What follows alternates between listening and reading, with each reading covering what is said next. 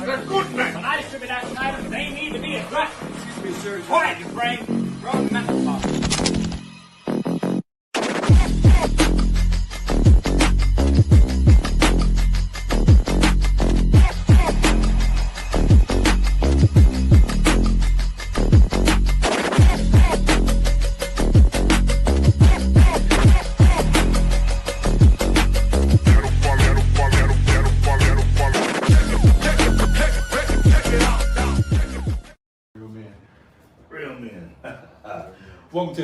Welcome to the men's lounge. This is what the men's lounge look like. What the men's lounge LA look like. I'm your host, Frederick Douglass Southern, aka Sir Frederick.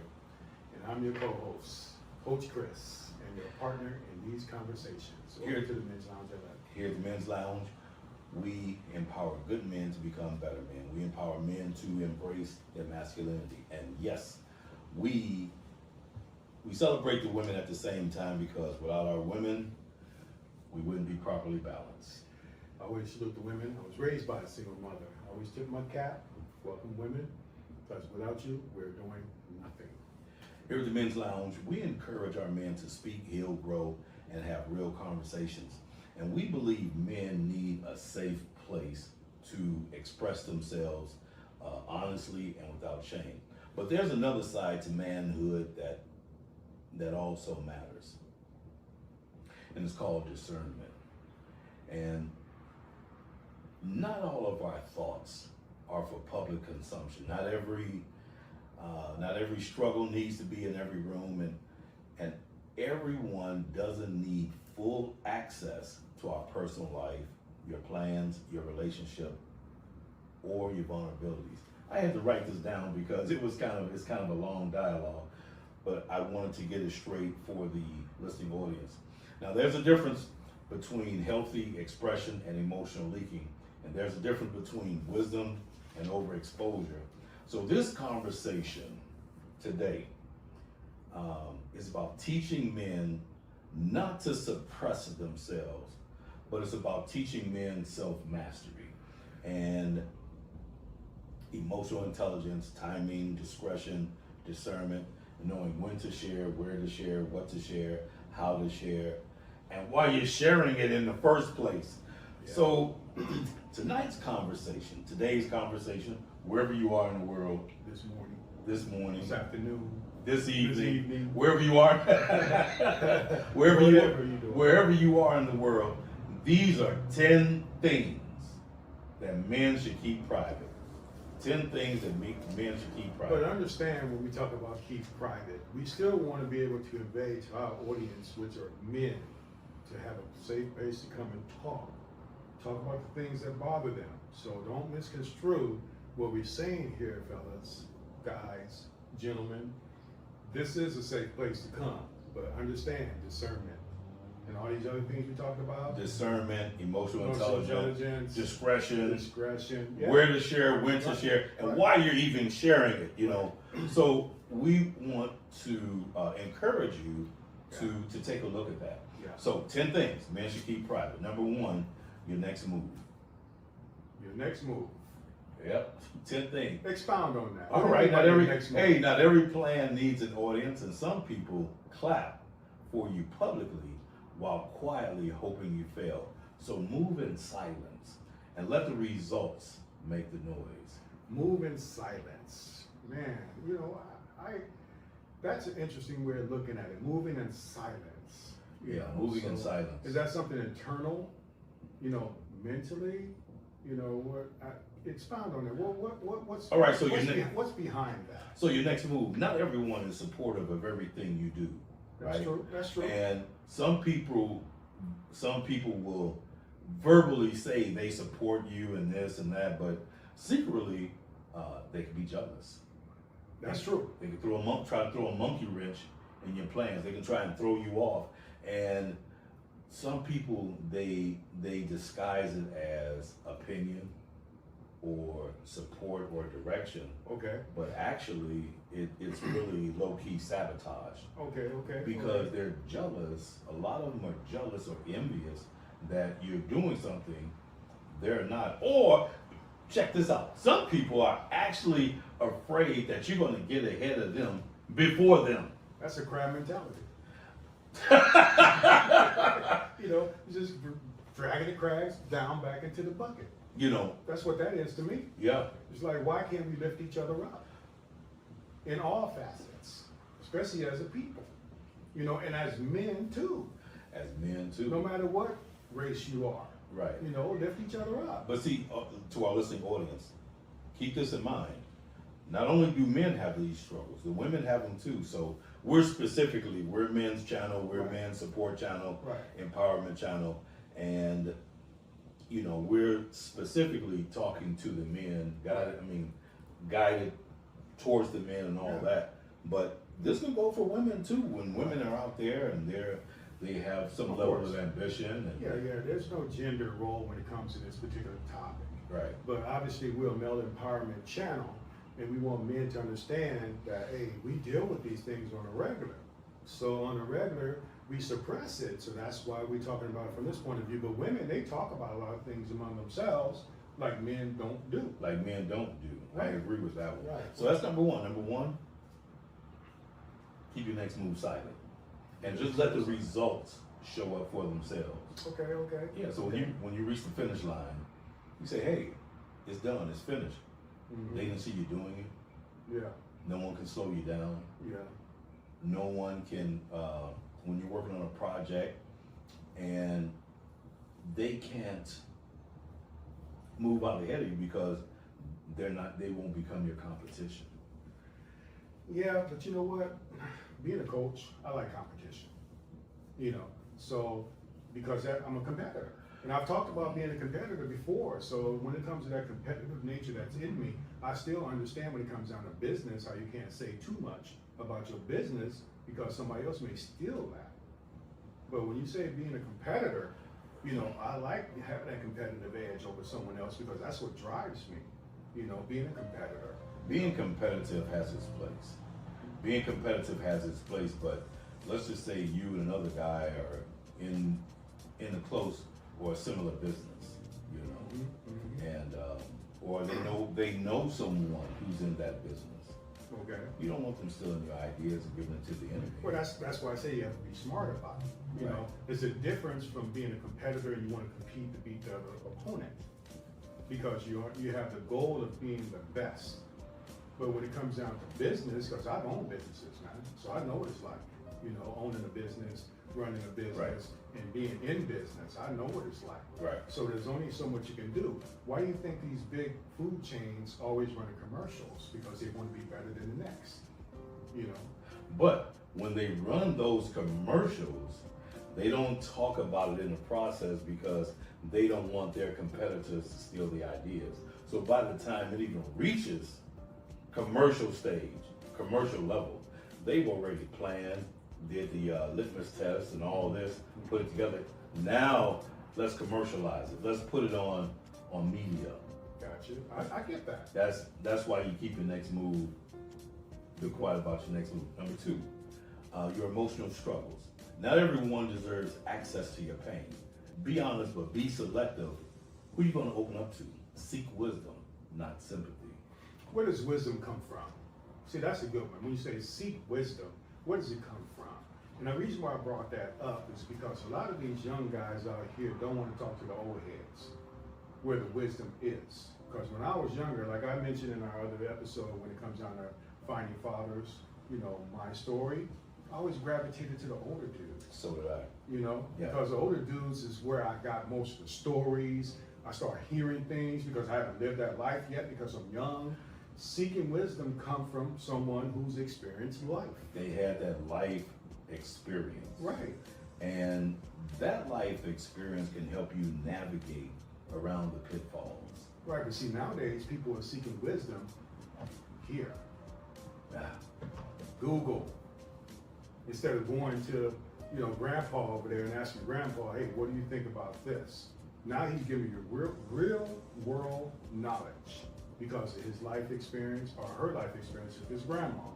Like you say, we're not excluding women from this. Right. But when it comes down to seeking wisdom, it should come from a person, not your phone.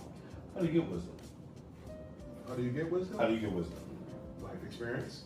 going through things, understanding when you go through something, how you pass it down to the next person to make sure they don't have the same pitfalls you have, or let them know about the pitfalls they're gonna get if they continue to do that destructive behavior or that unknowing thing that they think they're good with. No, man, there's consequences for everything. That's where wisdom comes from, by going through it, experiencing issues, experiencing You know, problems. so my question is this: how many men, young men, boys, teenagers, adolescents, how many young men have that go-to? They have that go-to person. That's a good question. But you know what? I think everybody do to some degree. If you're involved with work, that might be your manager that you trust. If you're at a church, it may be that deacon or that pastor, or someone in the congregation that you can talk to. Or it could be an older brother. It could be let's go to females too. Like I said, I was raised by a single mom. I got a lot of wisdom from my mother, from things she said to me and my brothers when we were growing up that I still carry to this day. So wisdom to me, man, straight out comes from someone, like I say, the wise old owl. Right. That's the truth. How many licks to get to the center of a lollipop? I remember A woman.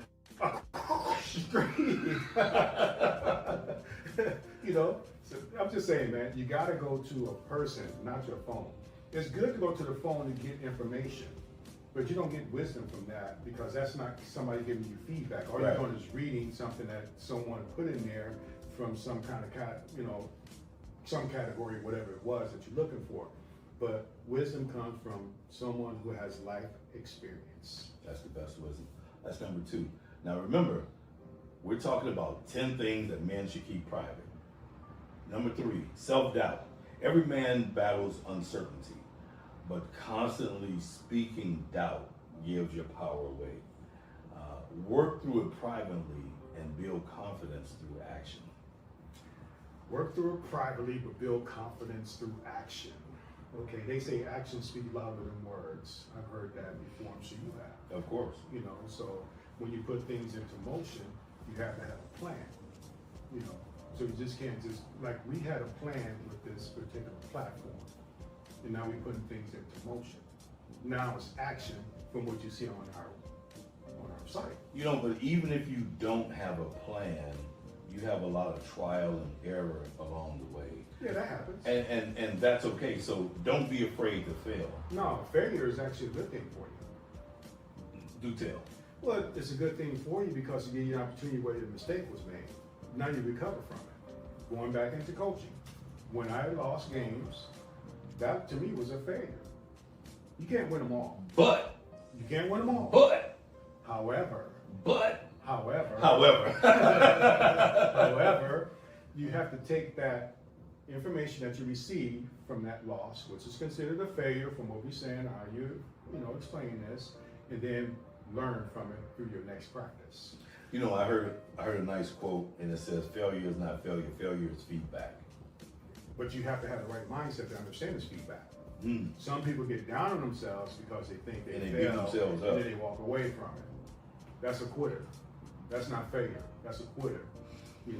And I really don't like quitters. Because that's the easy way out. Gotcha. And life is not easy. And if you think quitting and walking away from something is the easy way out, then you're gonna still be successful? No. Because every time you come to that adversity, you're just gonna walk away from it. You'll never learn anything. I like that motivational speech that Rocky Balboa gave his son. His son went No, his son went to him. He was about to do another fight. He's past his prime and all that. And so his son goes in and say, "Pop, I'm asking you, don't do this fight." Yeah. And he says, "I got to do this fight. It's in me to do this fight. And he said, "When did you become so concerned about what other people think and feel about you? Somewhere along the line, you changed." He says, "Let me tell you something, kid." He says, "Nobody is going to hit as hard as life, and it will beat you.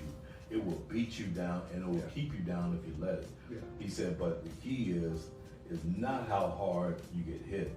It's how hard you get hit, get back up, keep moving forward." Right. That's the speech that he gave his son. I love it. I play that some mornings just for the fun of it, So it doesn't matter how hard Yeah. life hits you. Yeah, It's how hard you get hit, Right. and you get up and you keep moving forward. I got you. You know, I was listening to something many years ago when I was going through a lot of stuff in my life, to where it said, instead of trying to get out of a situation, try to find out what you can get out of it. Get out of it. Right. I like that. Instead of trying to get out of a situation, try to find out what you can get out of it. Because there's always a lesson, Correct. and there's always a blessing in disguise Right. from this. Right, because everything I've gone through in my life led me to be where I'm at today. Right. You know, because if I didn't go through some of these things, we wouldn't be having this podcast. I'm with you on that one. You know, I agree. it's just certain things you have to go through in your life that's unexpected, Right. that you know, crazy, heartbreaking. It catch you on the blind side. Right. You know, considered a loss, but it was a lesson. Put me sitting in this seat talking to you guys, sitting here talking about the men's lounge of life. Got you. We're talking about 10 things men should keep private. Number 4, your good deeds. If you always announce your generosity, it becomes a performance. Real character doesn't need applause. Do good because it's the right thing to do, not because you're going to be seen, because you want to. It's a genuine, authentic help or a donation or a helping hand. Read that one more time. I think people need to hear that again. Your good deeds. If you always announce your generosity, it becomes a performance. Real character doesn't need an applause. So do good because it's the right thing to do. And if it's in you to do, do it. If you can do it, do it. If you're able to do it, do it. If it's in you to do and you can do it, Good deeds. Wow. do it. Wow. What was the last good deed you did? The last good deed I did? Yeah. You know, someone was at the grocery store and they didn't have enough and they were going to put some items back. Mm-hmm. And I'm in a hurry. Someone was in a hurry. Yeah. And I said, don't put that back. Just go ahead and get it. Mm-hmm. So what do you mean? I said, just go ahead and get it. I said, matter of fact, put mine with hers. Yeah. Yeah. Put mine with hers Mhm. and keep on going. Mhm. I'm in a hurry. I want to get out of here. Right. She said, really? I'm like, look, I'm in a hurry. How much is it? I just went on ahead and paid for mine and hers. Yeah. Right? Yeah. And thought nothing of it. And the lady was saying, wow, that's very sweet, kind, and generous of you, the cashier. Right. You know, I said, well, thank you very much. I said, I'm just in a hurry to get out of here. And the lady said, oh, well, what's your name? I said, nah, I didn't. Mm-hmm. My name, Douglas. Mhm. Just, you know. Mm-hmm. Mm-hmm. Yeah. Well, can I pray for you? Sure, absolutely. I said, I'm in a hurry. Thank you very much. My pleasure. I just wanted to, Yeah. you know, bless her and keep on going. That's a good one. That's a good one. You know, I was at the gas station getting some gas in my car, and you know the gas prices are crazy. It's all outdoors right now. Oh, $6 So- a gallon. There was a guy that walked up to me, and for me, anytime a guy walk up to me, you know, you want to be on your, you know, not defensive straight up, but just aware, like, Alert. you know, well, yeah, what's going on, man? You know, and I'm gonna speak, you know, because I'm not gonna seem like I'm intimidated by you coming over. I'm gonna speak. You say something to me, I'm, hey, what's up? You know. So he came over to me and asked me if hey, can you use my charger? I said, well, I don't have an iPhone, because he had an iPhone. He said, no, I got the same kind of plug and this and blah, blah, blah. Okay, so I always keep my battery bank with me, charging bank with me everywhere I go, because I use my phone so much and it drains. So I plugged it in for him. I was draining my gas, and I started talking to him because we talk to men. You know, having this platform, I talk to men and just find out what's going on with them, because everybody got a story. You know, and it's possible he might have been a guest on our show just from his story. So I just wanted to engage with him while I was charging him. The gas is going in my car. So he starts telling me his story on what was going on and how his car, you know, battery has a problem. This and he didn't ask me for any money. He didn't get to that point, or he wasn't even attempting to do it for whatever reason. But he just wanted me to charge his phone because it was dead. So I gave him a little juice, and then when I was giving him his phone back, I slid him $20. And honestly, that was the last 20 I had on me. Really? Yeah, but I wasn't thinking about anything. I just gave it to the guy. Wow. You know, because that's what was on my heart at that time. A good deed. I wouldn't expect anything in return. I just felt compelled. He didn't even ask me for money, because normally when people come up and ask me for money, I kind of shine them off. He didn't ask. He just asked me to charge his phone.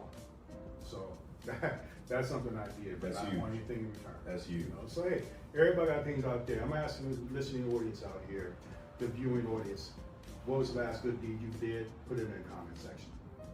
That you didn't brag about. Right. You know.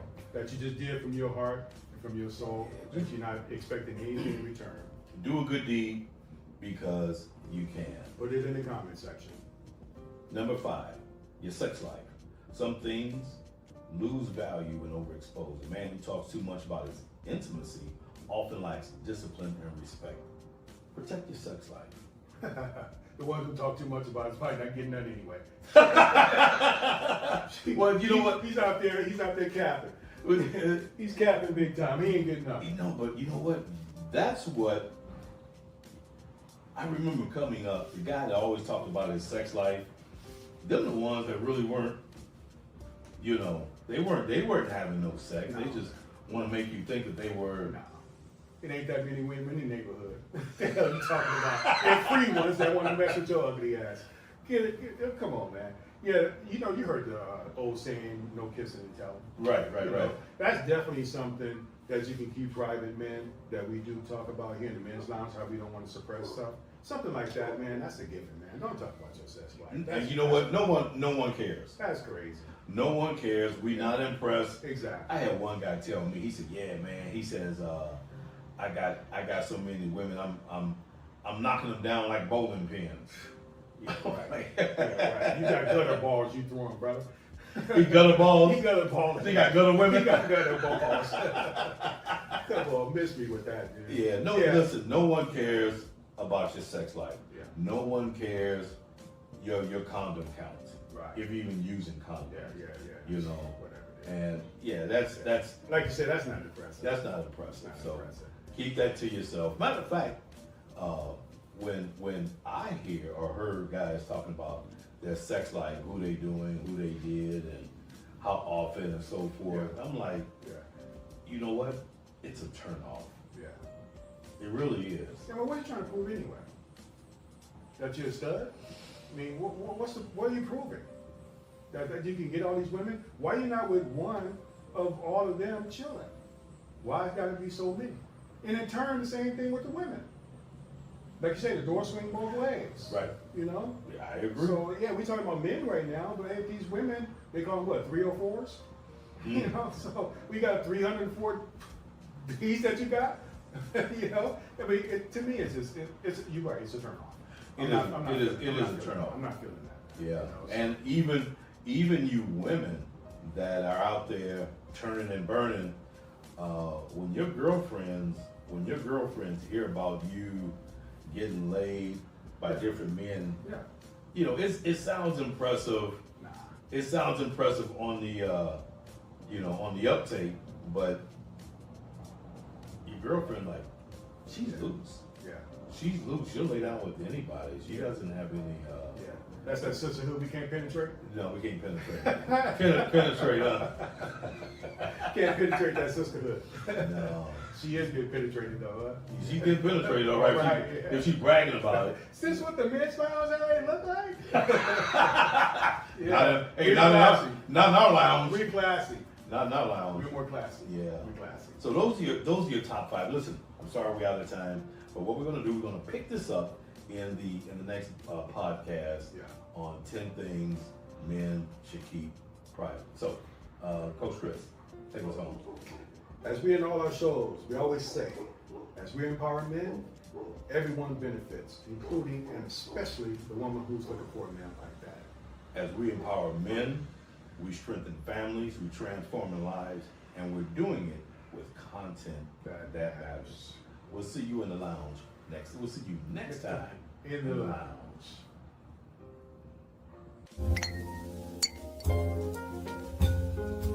Thanks for watching.